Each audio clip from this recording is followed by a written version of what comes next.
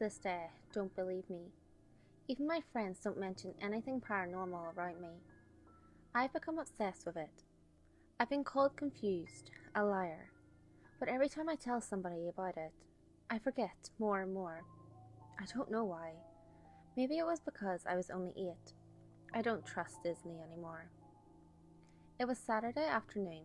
My mom just got back from a flea market and picked up a copy of the old Disney movie, Peter Pan. She was supposedly shopping for groceries, but she probably got distracted. This was one of the only times we all had the time to sit and watch a movie together. My mum's always out shopping, and I don't know what my dad's doing most of the time.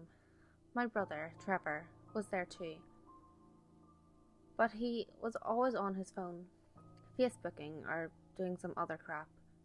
I was the only one excited to watch this movie, so we all sat down on the living room floor. I put the movie in the VCR. The screen was a little fuzzy, but then the previews started rolling. It was just some old Disney movie previews, but then something a little peculiar happened.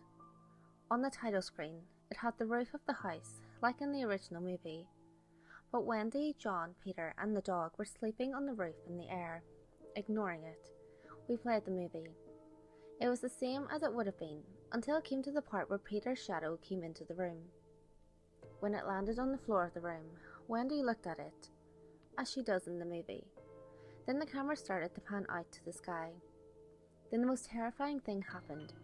As it panned out, you could hear Wendy's blood-curdling scream. My dad panicked, went to the VCR and took out the tape as soon as it went wrong. He told us it was just glitching, then told us to go to bed.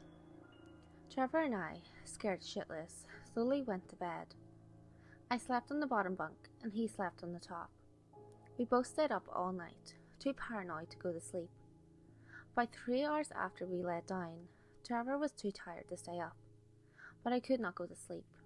Being only 8, I started to sing my favourite song, Day in the Life by the Beatles, to help me fall asleep. Soon enough, I did, but my dreams were filled with the horrific screams of Wendy and what Peter's shadow might have done to her. Morning came fast, and my mum and dad told Trevor and I to try and not tell anybody about the movie. As hard as it was, we didn't. When we were on our way home, we both thought we were being followed. We just ignored it, because we thought it was just the paranoia. We had a pretty normal afternoon. After our dinner, we both went to bed. Being not as paranoid or scared as we were yesterday, we both were able to get some sleep. But then, I woke up at about 12:30 a.m. I heard something. It jingled and was fairly quiet. Then the lamp on my nightstand knocked over. I was too scared to do anything about it, so I slumped in my covers and closed my eyes. After about 30 minutes, I looked up at the underside of the top bunk to see Peter Pan's shadow right there, watching me. I ran from my bed as fast as I could to my parents' bedroom, them reassuring me and telling me it was just a dream. I still refused to sleep in my room. Of course, I ended up sleeping in their room for the night. Sleeping with my parents, I always had a great night's sleep. But when I woke up, the most disturbing thing ever happened to me. I was sleeping in the middle of a desert, alone with the shadow. Terrified, I ran away from it, only to find a 75-foot drop. The shadow was hacking into my brain. Possessed, I hopped off the drop only to figure out that it was all a dream. It felt so real. There's no way that this could have been a dream. That night, I slept in my room with my brother again. After going through some counselling the following day, I had never been so unafraid of anything my whole life. I tried waiting for the shadow to appear on the underside of the bed so I can confront it, but I got too tired and fell asleep.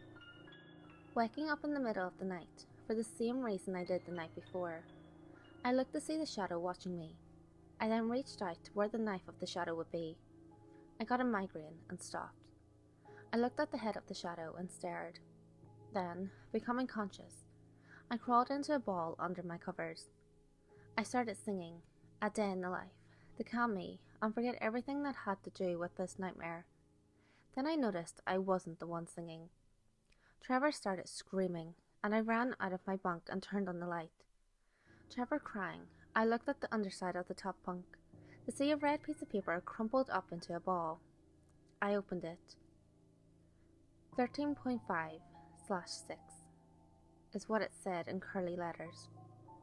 I don't know what this monster wanted, but it got it, because Trevor was never able to speak again.